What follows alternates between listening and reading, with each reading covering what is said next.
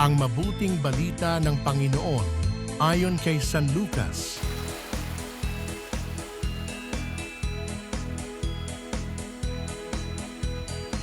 Noong panahong iyon, ipinahayag ni Maria ang awit na ito.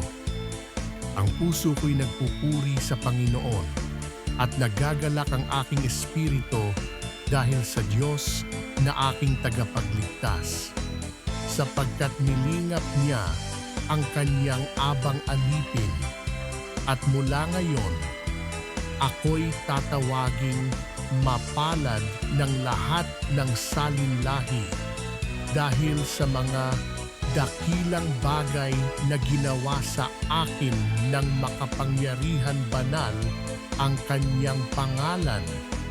Kinahahabagan niya ang mga may takot sa kanya.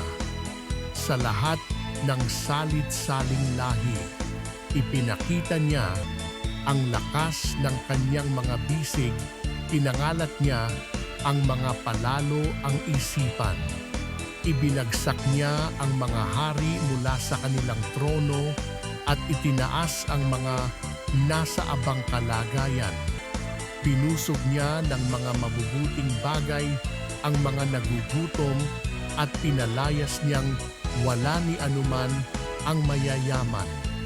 Tinulungan niya ang kanyang bayang Israel bilang pagtupad sa pangako niya sa ating mga magulang, kay Abraham at sa kanyang lahi magpakailanman.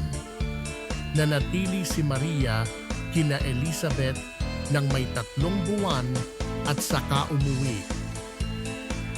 Ang mabuting balita ng Panginoon